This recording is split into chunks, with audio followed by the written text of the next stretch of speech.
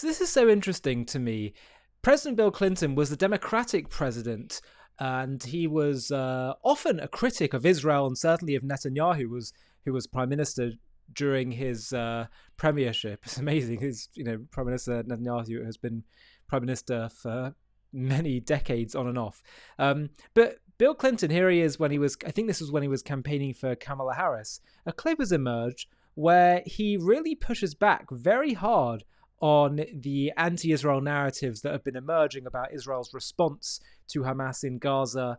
And he, as someone who tried to negotiate peace time and again, who understands what happened when Israel left Gaza and gave them a chance at a mini two-state solution, he is someone who's seen this close up, and he can't deny the truth as he's seen it with his two eyes. Have a watch of what he says here. Understand why young Palestinian and Arab Americans in Michigan think too many people have died. I get that. But if you lived in one of those kibbutzim in Israel, right next to Gaza, where the people there were the most pro-friendship with Palestine, most pro-two-state solution of any of the Israeli communities, were the ones right next to Gaza. And Hamas butchered them. And so then the people who criticize it are essentially saying, yeah, but look how many people you've killed in retaliation. So how many is enough for you to kill to punish them for the terrible things they did? That all sounds nice until you realize, what would you do if it was your family and you hadn't done anything but support a homeland for the Palestinians, and one day they come for you and slaughter the people here? And the only time Yasser Arafat didn't tell me the truth was when he promised me he was going to accept the peace deal that we had worked out, which would have given the Palestinians a state on 96% of the West Bank and 4% of Israel, and they got to choose where the 4% of Israel was.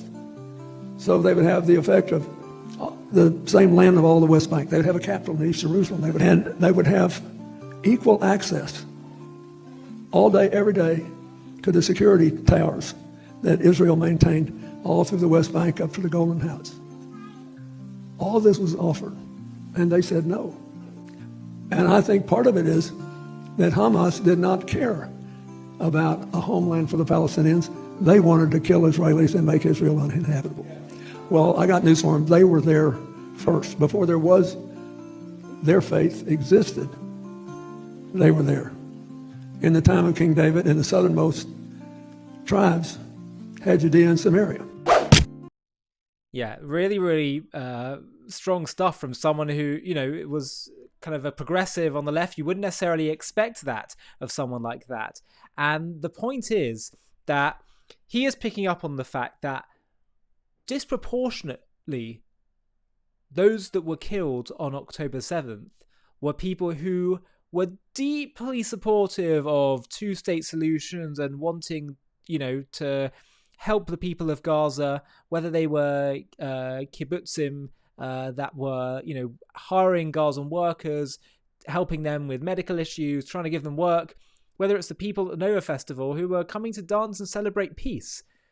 Many of them that survived it have transformed their views of looking at the Palestinian issue, because they thought that this was about a genuine, legitimate grievance. And now they're seeing, oh, actually, this is about ideological hatred. And Bill Clinton is waking up to these truths. He's understanding that the Jews were there first. This is, if any people in the world has a connection to a plot of land, it's the Jews and the land of Israel, the land of Judea.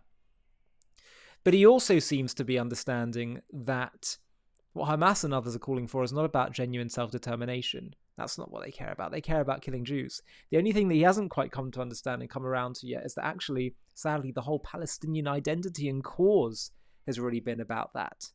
And that's the thing that's the elephant in the room that people need to start addressing. But Bill Clinton is getting there slowly, and it just goes to show that those who wish to truly be objective, no matter what their political stances may be, the more you delve into this issue, the more you uncover the real truth of the matter and the real cause of all the problems. So excited to share with you something that I've been working on for a while. We've just taken JTV content to the next level.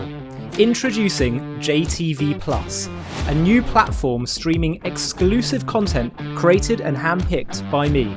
Get ready for jaw-dropping documentaries, exclusive interviews, insider access, and so much more.